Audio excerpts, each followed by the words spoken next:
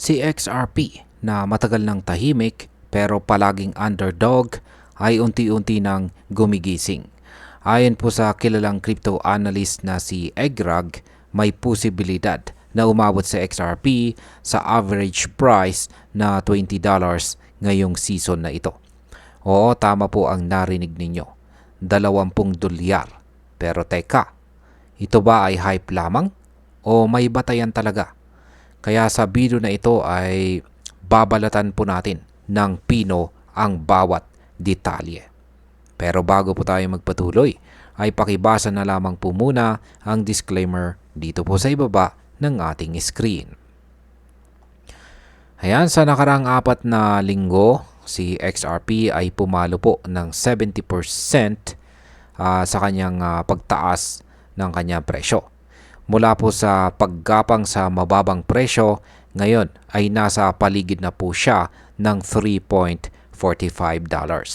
Napansin ito ng mga eksperto at investors kaya't bumalik ang matinding atensyon kay XRP.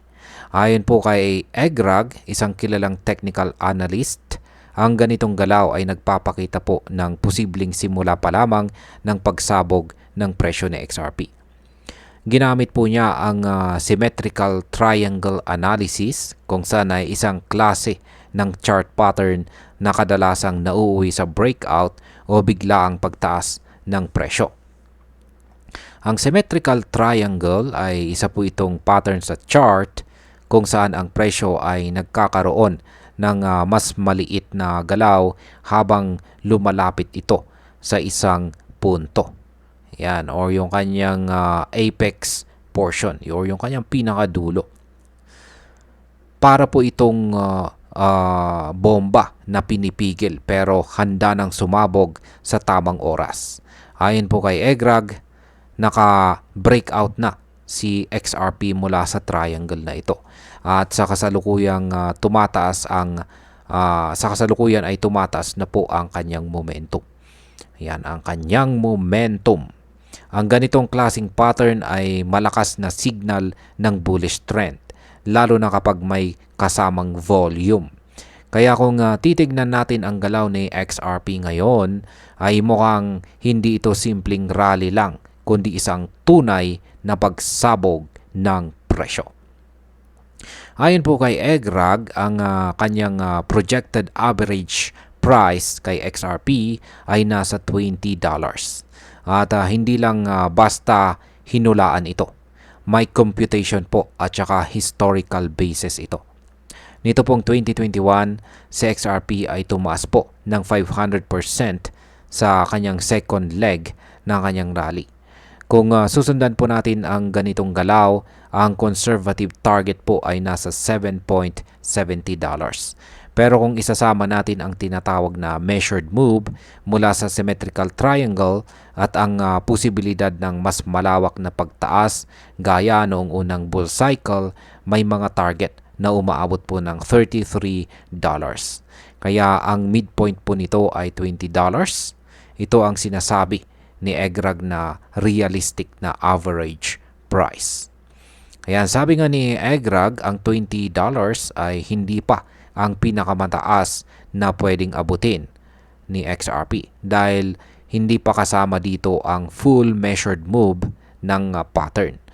Possible pang umabot ng higit $33 kung tuloy-tuloy ang momentum. At kung titignan po natin ang volume, market sentiment at saka overall bullish market, mukhang may matibay na posibilidad ito. Siyempre, hindi lang si Egrag ang may opinion dito. Nandito na rin si Dennis Liu. Isa po siyang Bitcoin analyst at siya po ay nagsabing posible ring umabot sa $10 si XRP. Pero ang kanyang basihan ay ang regulatory clarity, institutional investments at kung ma-approve ang isang spot ETF. Ibig sabihin ay may iba't ibang pananaw depende po sa kung anong aspeto ng market ang tinitingnan ng analyst, technical man o fundamental. Samantalang sina Profit Mana at saka si Ripple Van Winkle ay naniniwala na posibleng umabot sa XRP sa $14 hanggang $21 kung sakaling si Bitcoin ay pumalo po sa presyo na $140,000. Isa itong indikasyon na may epekto rin ang capital rotation at saka broader market movement sa presyo ni XRP. Yan, kung isa ka pong baguhan sa crypto ay baka napapaisip ka, ngayon na ba ang tamang panahon para pumasok kay XRP? Ang simpleng kasagutan po dyan ay syempre mag-research ka muna ng maigi. Huwag kang magpadala sa hype. Oo, may posibilidad po sa XRP na umabot sa $20. Pero dapat mong maintindihan ang mga risk. Alamin kung kailan ka papasok at kailan ka lalabas. At higit po sa lahat ay huwag kang mag-all in. Ang mga ganitong pagkakataon ay para po sa mga taong handa, may plano at may disiplina. Ang crypto market po ay mabilis magbago pero ang reward ay malaki para sa marunong maghintay at magsuri. At sa kabuuan, si XRP po ay muling nagpaparamdam at hindi lang basta galaw ito.